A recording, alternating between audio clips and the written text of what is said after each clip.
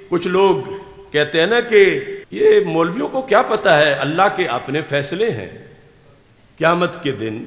ہم یقیناً کہتے ہیں اس کے فیصلے ہیں، لیکن اس نے کچھ فیصلے بتائے بھی ہوئے، تو جو فیصلے رب نے بتائے ہوئے ہیں وہ تو ہم بھی سنا سکتے ہیں۔ یعنی جو نشانیاں لے کے آج تم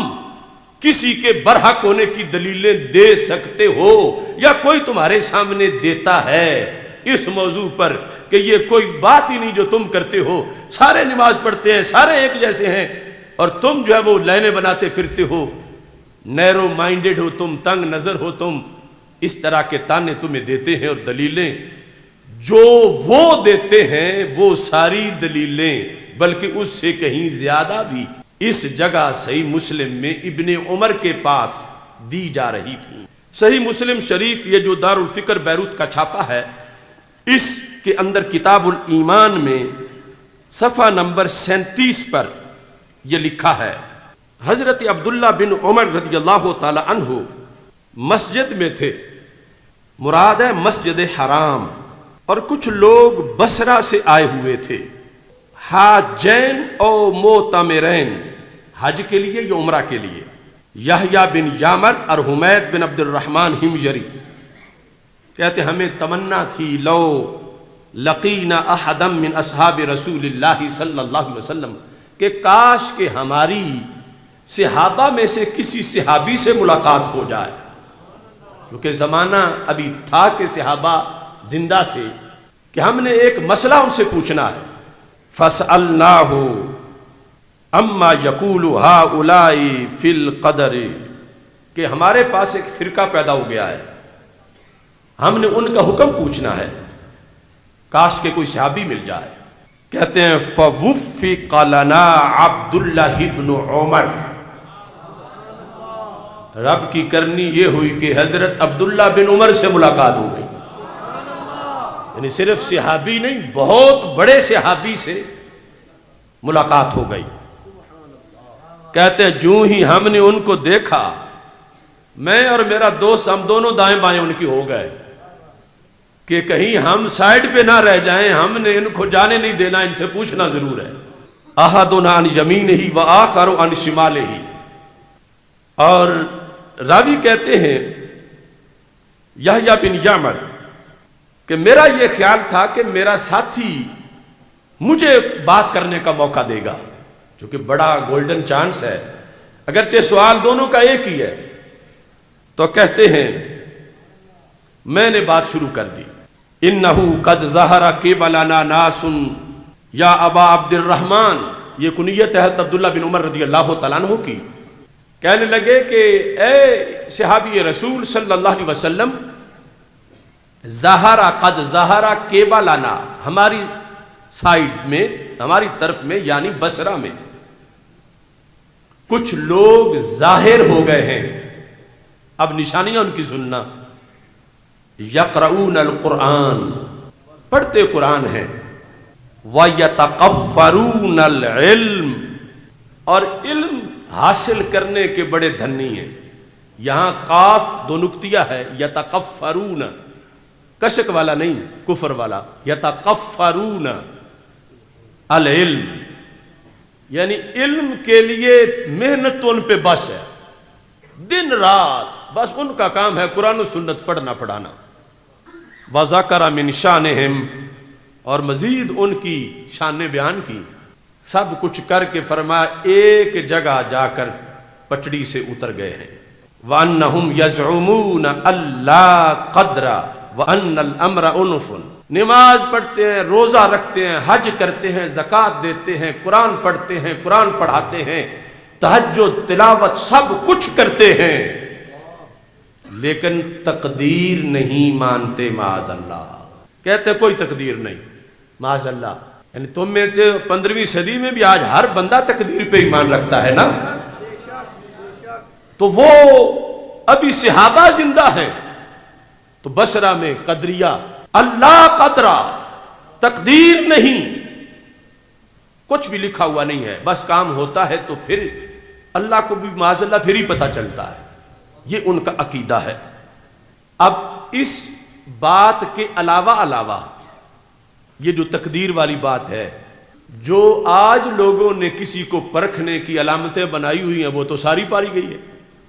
کوئی کہتا ہے جب نماز پڑھتے ہیں اور پڑھتے بھی ہمارے قبلے کی طرف منہ کر کے ہیں، یا کوئی کہے تو وہ تو رفع یدین بھی نہیں کرتے۔ مقلد جو دیوبندی ہیں ان کا معاملہ ہو، کچھ رفع یدین سے کرتے تو وہ تو روزے بھی رکھتے ہیں، حج بھی کرتے ہیں، ہمارے ہی کعبے کا طواف کرتے ہیں اور ہمارا ہی قرآن پڑھتے پڑھاتے ہیں، اذان بھی ہمارے طرح دیتے ہیں، اگرچہ بعض کی اذان مختلف بھی ہوتی ہے۔ یعنی جو نشانیاں لے کے آج تم کسی کے برحق ہونے کی دلیلیں دے سکتے ہو یا کوئی تمہارے سامنے دیتا ہے اس موضوع پر کہ یہ کوئی بات ہی نہیں جو تم کرتے ہو، سارے نماز پڑھتے ہیں، سارے ایک جیسے ہیں، اور تم جو ہے وہ لائنیں بناتے پھرتے ہو، نیرو مائنڈڈ ہو تم، تنگ نظر ہو تم، اس طرح کے تانے تمہیں دیتے ہیں اور دلیلیں جو وہ دیتے ہیں وہ ساری دلیلیں بلکہ اس سے کہیں زیادہ بھی اس جگہ صحیح مسلم میں ابن عمر کے پاس دی جا رہی تھی ان لوگوں کا حکم پوچھنے کے لیے۔ یعنی نماز، روزہ، حج، زکوٰۃ سب کچھ۔ اب تقدیر والا مسئلہ تو یعنی بظاہر آج جو ہمارے پاس لوگوں کے رجسٹر ہیں کسی کو چیک کرنے کے لیے، یہ بحث تو بہت کم ہوتی ہے، اور جو چیزیں ہیں ان کے لحاظ سے لوگ کہتے ہیں جب یہ سب کچھ ہے تو پھر تمہیں کیا ہے؟ تو میں کہتا ہوں ہمیں اس لیے ہے کہ جنہیں سرکار نے پڑھایا تھا جب انہوں نے یہ سنا تو انہوں نے کہا کہ انہیں جا کے بتا دو ہمارا ان سے کوئی تعلق نہیں ہے۔ یعنی ابن عمر رضی اللہ تعالی عنہ نے ان بد عقیدہ لوگوں کی ایک بد اعتقادی پر نہ نماز، نہ روزہ، نہ حج، نہ زکوٰۃ کوئی شے نہیں دیکھی۔ صحیح مسلم ہے، کیا فرمانے لگے؟ فرماتے ہیں فَإِذَا لَقِيتَ أُولَئِكَ فَأَخْبِرْهُمْ أَنِّي بَرِيءٌ مِّنْهُمْ۔ اے مجھ سے پوچھنے والو، بصرہ کے لوگوں، جب تم جا کے ان سے ملو تو انہیں میری طرف سے پیغام دے دینا انی بریء منہم، میں ان سے بری ہوں۔ یتقفرون العلم ویقرؤون القرآن، پڑھتے قرآن ہیں، پڑھاتے حدیث ہیں، سب کچھ کرتے ہیں، لیکن ابن عمر کہتے ہیں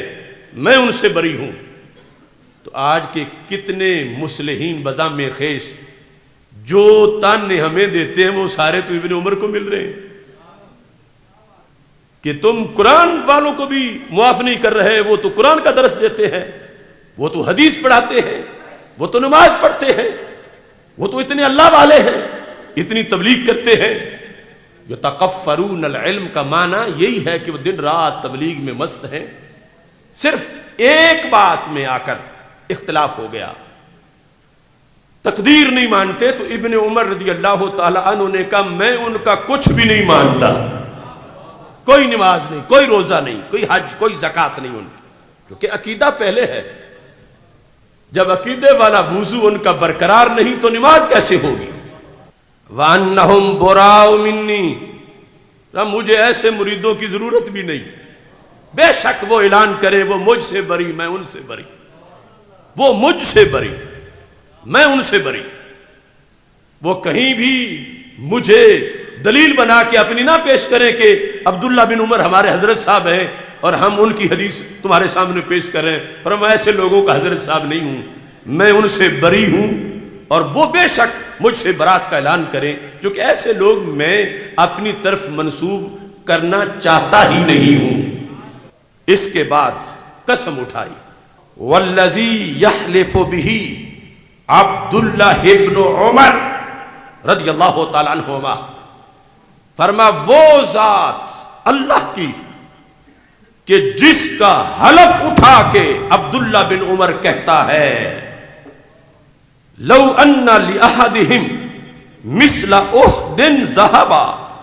فانفقہ ما قبل اللہ حتی یؤمنا بالقدر، فرمایا میں قسم اٹھا کے کہتا ہوں کہ اگر اس گروہ کا کوئی بندہ جو سب کچھ تو کرتے ہیں تقدیر والے عقیدے میں فیل ہیں تو سب میں فیل ہو جائیں گے۔ اگر قیامت کے دن یہ اللہ سے کہیں بطور فرض ان میں سے کسی کے پاس 2-4 من سونا نہیں، 2-4 ٹن بھی نہیں، وہ کئی میلوں میں پھیلے ہوئے احد پہاڑ جتنا سونا ہو، اور یہ کہے رب یہ سارا سونا راہ خدا میں ہم دیتے ہیں، ایک بندہ کہے، ایک کے پاس اتنا ہو، ایک کی معافی کی بات ہو رہی ہے، سب کی نہیں، وہ کہے میں اپنی طرف سے اتنا پیش کرتا ہوں تو یہ تقدیر والا مسئلہ مجھے معاف کر دے، میں اتنا صدقہ جو کر رہا ہوں۔ تو عبداللہ بن عمر کہتے ہیں میں قسم اٹھا کے کہتا ہوں رب کہے گا بڑا تھوڑا ریٹ لگایا ہے تو نے تقدیر کے ایمان کا، ما قبل اللہ کہے گا قبول نہیں۔ دنیا میں تقدیر پر ایمان تو لاتا تو کام بننا تھا، اب احد پہاڑ جتنا سونا بھی اس جگہ پہ خالی خانہ پر نہیں کر سکتا، لہذا تجھے ہمیشہ جہنم میں رہنا پڑے گا۔ تو حضرت عبداللہ بن عمر رضی اللہ تعالیٰ عنہ نے حلف اٹھا کے کہا، حلف اٹھا کے کہ اگر یہ بندہ جو تقدیر کا منکر ہے احد پہاڑ جتنا سونا رب کو دے جو 1 درم پہ اتنا اتنا ثواب دیتا ہے، جب ایمان لانا تھا اس وقت نہ لا کے قیامت کے دن بطور فرض، حالانکہ اتنا تو کسی کے پاس ہو کیسے سکتا ہے، اگر ہو پھر بھی اتنا دے کے بھی جان نہیں چھوٹے گی، اسے ہمیشہ جہنم میں جانا پڑے گا۔